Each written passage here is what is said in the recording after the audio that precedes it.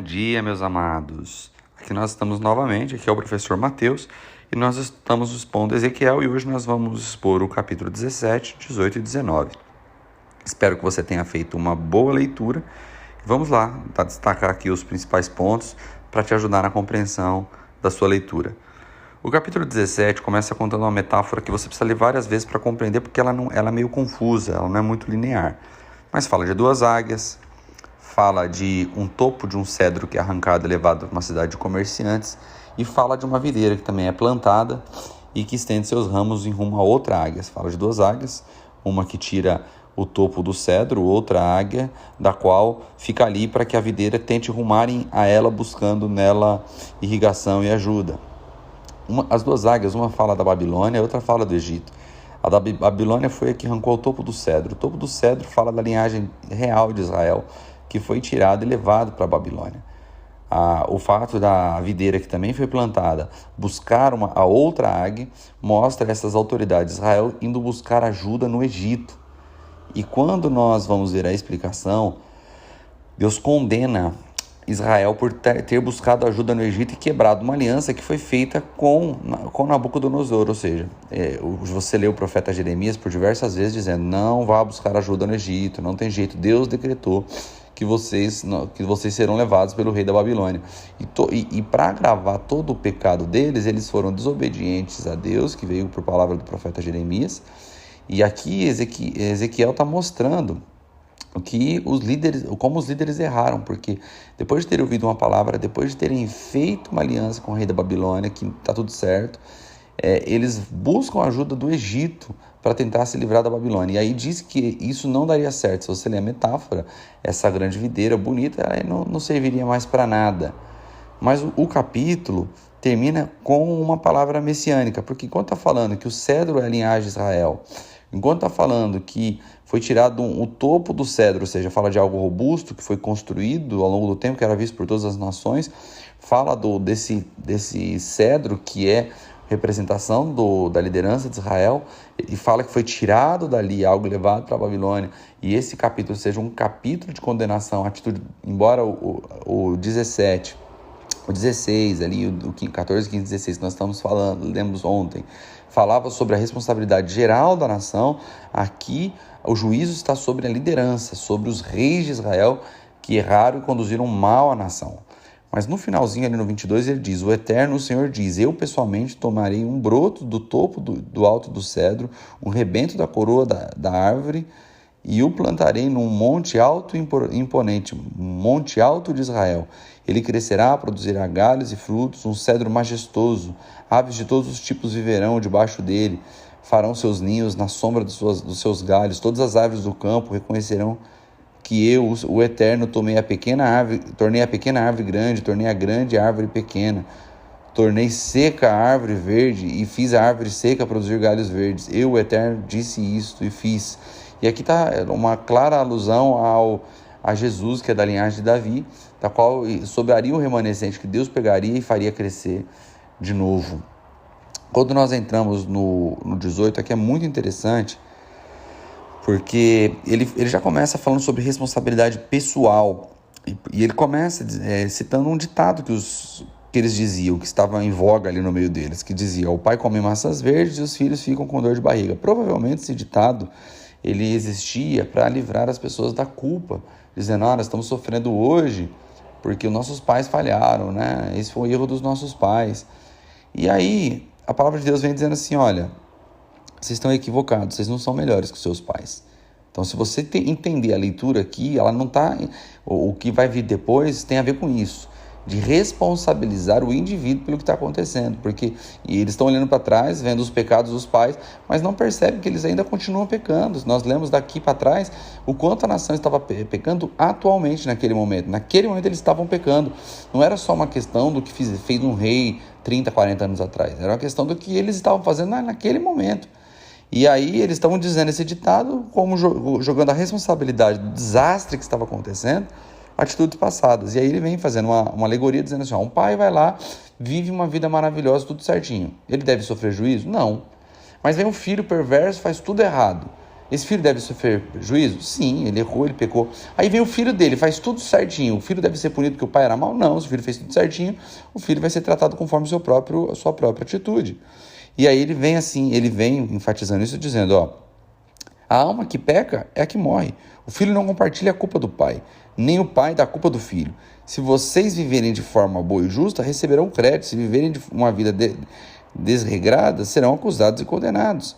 Aí ele vai dizer assim, ó, mas a pessoa má, que vira as costas para aquela vida de pecados e passa a cumprir os meus estatutos, vivendo a vida justa e correta, viverá e viverá de verdade. Não morrerá, não guardo uma lista das coisas erradas que ela fez, por isso viverá.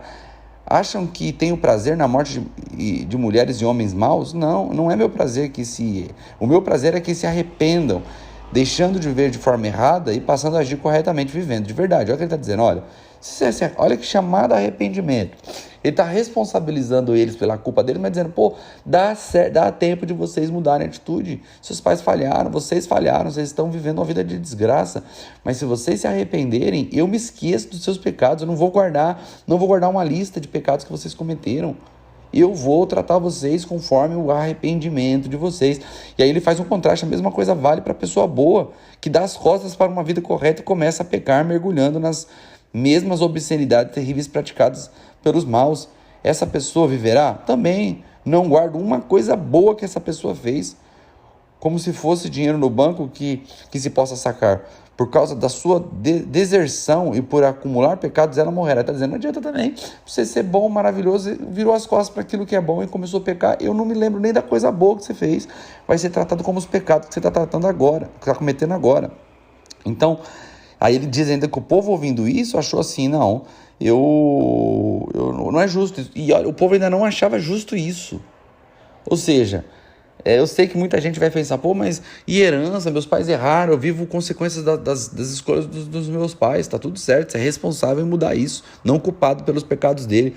Ele está chamando o povo ao arrependimento e nos chamando ao arrependimento e fazendo a gente parar de dar desculpa que nós estamos vivendo determinada situação por culpa de alguém. E depois do 30 ele vai dizer assim, a conclusão é esta, Israel, eu julgarei cada um de vocês de acordo com o modo do seu viver. Portanto, arrependam-se, dê as costas para a sua maneira rebelde de viver, para que o pecado não os destrua, limpem a casa.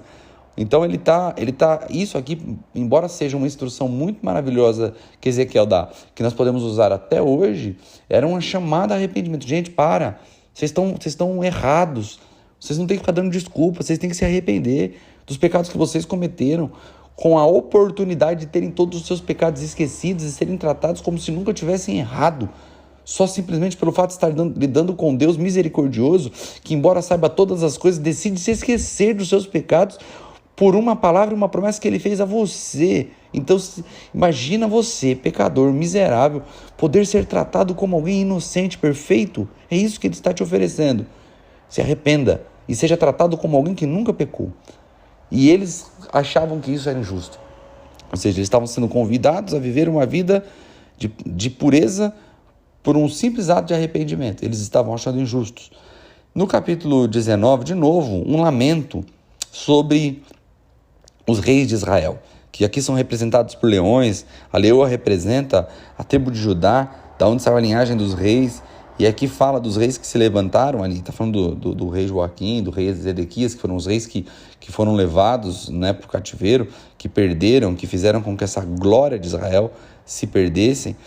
E falando sobre o final deles, do cedro não servir mais para nada, ser levado a um ponto, a linhagem de Israel ser levada a um ponto de servir somente para o fogo, um cedro que era um cedro majestoso, se tornar uma madeira que só serve para o fogo.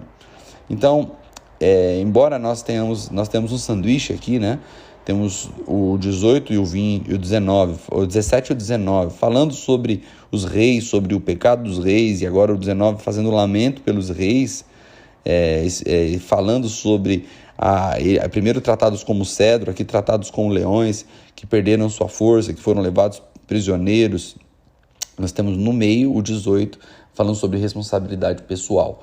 Então nós temos aqui a visão geral, 2 capítulos que falam sobre a queda dos reis, que está tratando, antes estava tratando a questão real, você viu que tratou a questão dos líderes religiosos, nós já lemos aqui sobre Deus condenando os líderes religiosos, nós vemos aqui Deus tratando as pessoas que pecavam na rua nos capítulos anteriores, falando sobre as pessoas que pecavam na rua que seriam consumidas, lembra que ele vai falar sobre a marca, algumas pessoas no meio não pecaram, teriam uma marca, porque essas pessoas sofriam, se angustiavam pelos pecados que estavam sendo cometidos e elas seriam poupadas.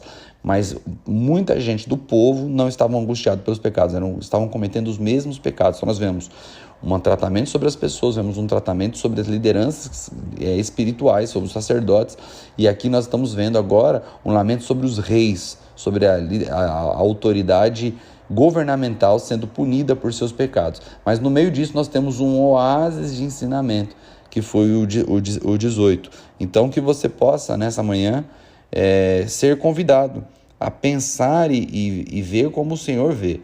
E que você hoje aceite essa oportunidade. Se você tem vivido uma vida de pecado, ou se sua vida hoje está bem desgraçada mesmo, você pensa assim, meu Deus, o que meus pais fizeram para que eu tivesse isso? Para com isso. O Senhor está dizendo, para com isso não vai te levar a nada. O que vai te levar a alguma coisa, a algum lugar, é o arrependimento. Arrependimento é mudança de mente. Lógico que acompanha a constrição, acompanha a tristeza, choro, pode acompanhar tudo isso, porque quando nós temos uma visão clara do que estamos fazendo, e se fomos santificados, isso vai gerar uma tristeza em nós. Mas muito mais do que chorar, muito mais do que sofrer, arrependimento é um comportamento, é uma atitude de mudança. Ele está dizendo, te prometendo, que se você decidir fazer uma mudança, um retorno, sair dessa vida que você está vivendo, ele jamais se lembrará dos seus pecados, te tratará como alguém que nunca errou. Mas se você está andando no caminho correto, permaneça nele, porque se você se desviar, ele está dizendo que ele não vai se lembrar das coisas boas que você fez, e você será tratado como um ímpio. Então que essas palavras desses dias continuem gerando temor do Senhor no seu coração, para que você não peque contra ele e viva uma vida de santidade. Que você tenha um lindo dia.